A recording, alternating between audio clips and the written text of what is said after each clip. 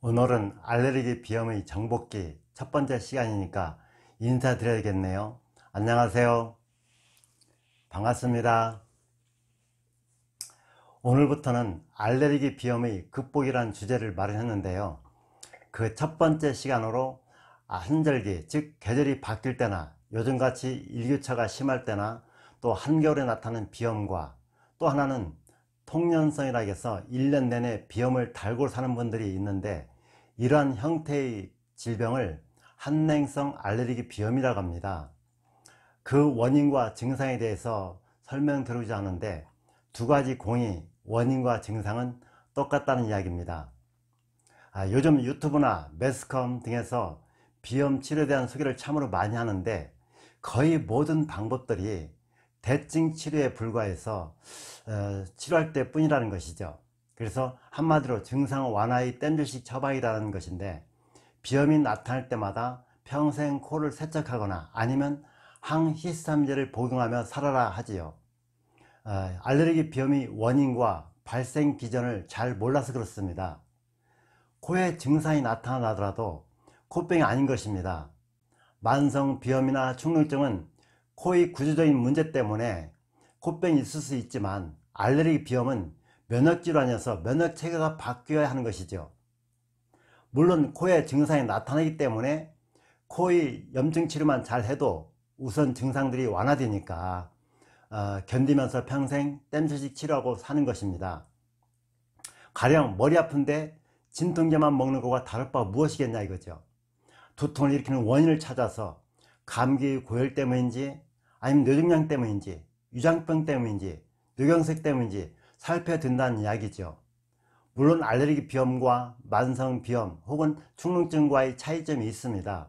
이제 추후에 시간 나면 말씀드리기로 하고 이런 알레르기 비염의 증상을 살펴보면은 요즘 아침 저녁 온도차가 크고 겨울치고는 변덕스러운 날씨여서 비염 환자분들에게는 참으로 힘든 계절이기도 합니다.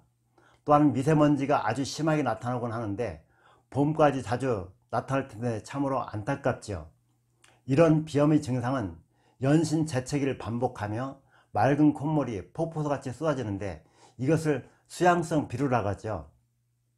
이러한 콧물이 심하면 목공으로 넘어가서 기침을 유발하고 또 코막힘이 심하면 입을 벌려 숨을 쉬게 되어 입안이 마르고 목구멍이 따가운 비염의 주요 증상들인데 그 위에도 머리가 띵하거나 몸이 무겁거나 답답하거나 눈가의 가려움과 입천장, 귓속이나 기관지 등이 간질간질해서 몹시 참기 어렵죠. 위급한 질병은 아니지만 삶의 질이 떨어지는 질병인 것입니다.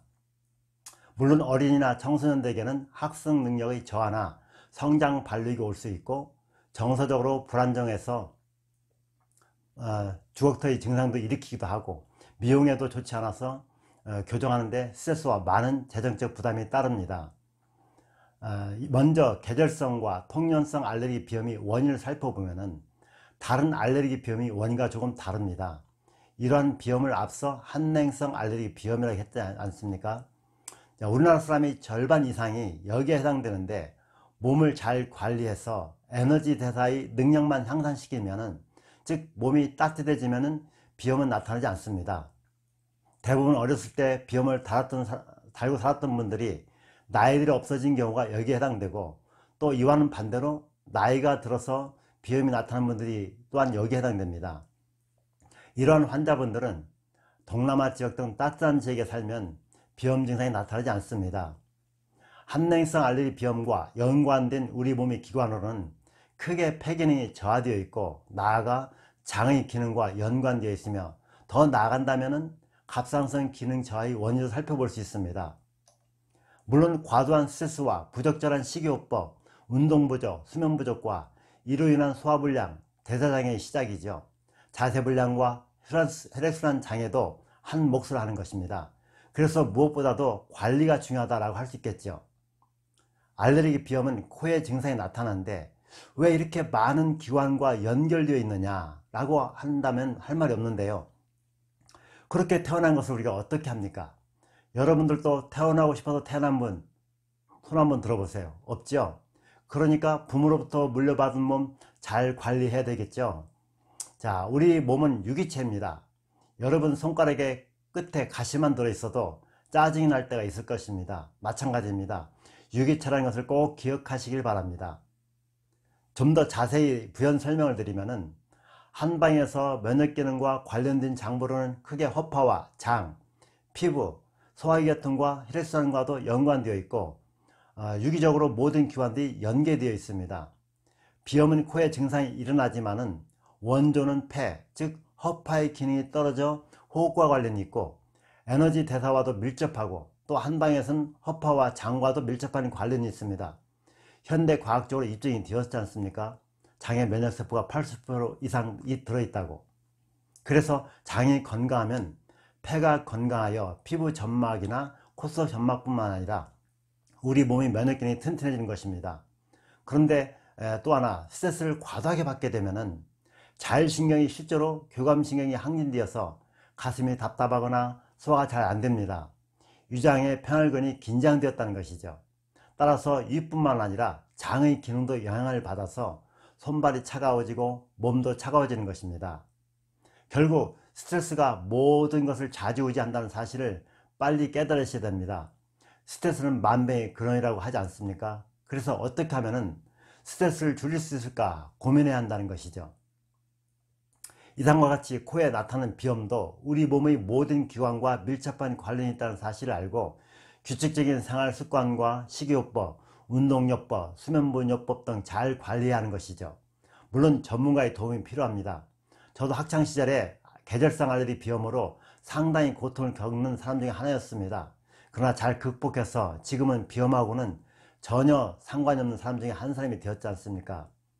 자, 문제는 무엇이냐면은 환자분들에게 아무리 질병치료에 좋은 예방법과 치료법에 대한 설명을 드려도 그때뿐이라는 것을 제가 임상 32년을 해오면서 느낀 것입니다.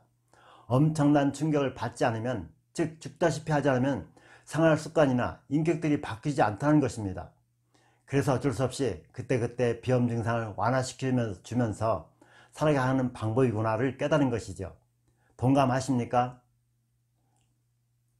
알레르기 비염은 단순히 감기 정도의 병이 아니라 면역 조절 능력을 잃어서 나타나는데, 여기에 쉽게 동조를 못하고 한두 가지 식품으로 또는 한두 가지 코세척을 통해서 해결해 보겠다는 임시 방편식 코만 치료하는 우를 범하지 않았으면 하는 바람입니다. 그래서 예방과 치료의 목적을 위해서 꾸준히 자신의 체력관리가 무엇보다도 중요합니다. 다음 시간에는 예방법과 임시 증상을 완화시키는 방법, 나아가 알레르기 임상연구 30년 노하우인 식품으로 알레르기 비염을 치료하는 처방을 공개할 것입니다. 많은 기대를 하시길 바랍니다. 도움이 되었습니까? 감사합니다.